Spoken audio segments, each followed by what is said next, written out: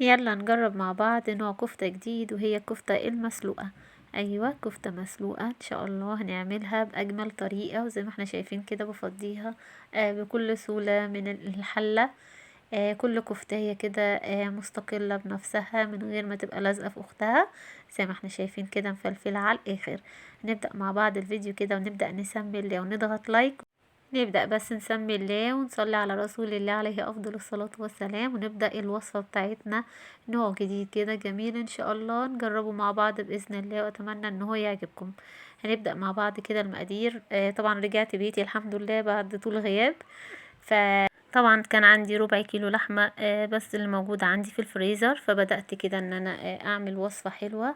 جبت نص كوباية من الرز العادي بتاعنا الخالص، بدأت ان انا انقعها كده في كوبايتين من المية واركنها على جنب لغاية ما اجهز مكونات الكفتة بتاعتنا. بصلتين كده حلوين قطعتهم، وكمان حزمة من البقدونس، وبدأت ان انا احطهم في الكبة كده. دي نص معلقة كبيرة من البيكنج باودر. البهارات بتاعتي بقى ملح، فلفل اسمر، بابريكا، بهارات لحمة وبس كده. وهنا بقى ده ربع كيلو اللحمة ضربتهم كويس طبعا في الكبة، وحطيت اللحمة عندي على في الكبة برضو. بدأت ان انا اسمغها مع بعض كويس، ضربتهم كويس كده. بس طبعا الرز بقى خلاص اتنقع، صفيه كويس جدا من المية. بدأت بس ان انا ابدأ بقى ان انا اخلطه مع خليط اللحمة. بدخلهم كويس جدا مع بعض. لازم بدخل الرز بخفيه تماما جوه المكونات اللحمة بتاعتنا لغاية ما مبقاش يعني بتبقى كلها كتلة واحدة وبتبقى متماسكة. بس بعد كده بقى بجيب بصلاية، ببدأ ان انا اقطعها ترانشات كده. بجيب حلة بعد كده متوسطة، ببدأ ان انا برص فيها طرنشات البصل دي. طبعا بحط لها معلقة من الزيت الاول كده. حطيتها بقى على الوش عشان نسيت. بس ببدأ بقى ان انا بصبع الكفتة بتاعتي عادي خالص اهي بالمنظر ده. بعمل صوابع بقى، بعمل كور. طبعا بنوتي نورين طلبت كور هي وإيتولين، فعملت حبة كده وحبة كده. بس رصيتهم بقى في الحلة. الرصة بتكون صف بالعرض صف عليه بالطول، يعني عكس بعض، علشان برضو تبقى سهل معايا في التسوية وفي انها متلزقش مع بعض. وعلى وش الحلة كمان رشيت معلقتين من الزيت الكبار. هنا بقى جبت معلقة من الصلصة ومكعب مرقة ومية سخنة من الكتل. بدأت ان انا دوبتهم كده مع بعض كويس، وعلى النار حطيت الحلة بتاعتي وبدأت ان انا اسقيها بالمرقة.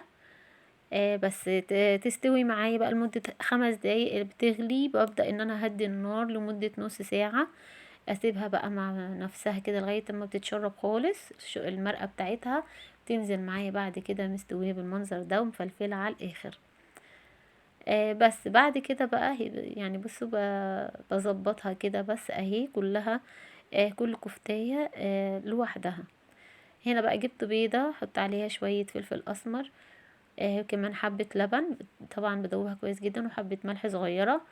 حطيت كمان نص كوباية من اللبن. طبعا على قد مقدار الكفتة بتاعتنا بنحدد الكمية بتاعة البيض وكمية اللبن.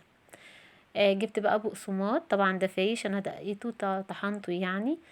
وكمان معلقتين كبار من الدقيق، نص معلقة من النشا، وحبة ملح كمان برضو علشان برضو تبقى كل حاجة متظبطة معانا. بس ابدا ان انا بحطها كده في البيض واللبن، وبعد كده بحطها في البقسماط بتاعنا. بس طبعا علشان بقالي فترة بعيد عن البيت ففي حاجات لسه ناقصة، فعلى قد امكانياتي بدأت ان انا عملت وجبة حلوة لبنوتاتي.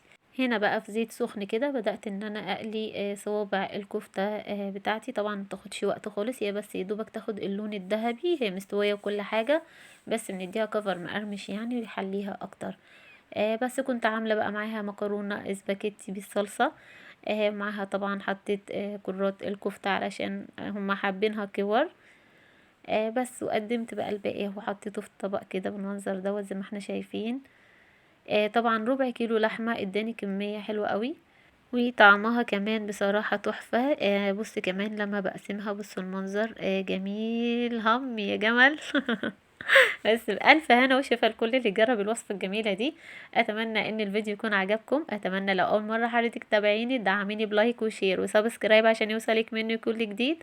اشكركم لحسن متابعتكم. السلام عليكم ورحمة الله وبركاته.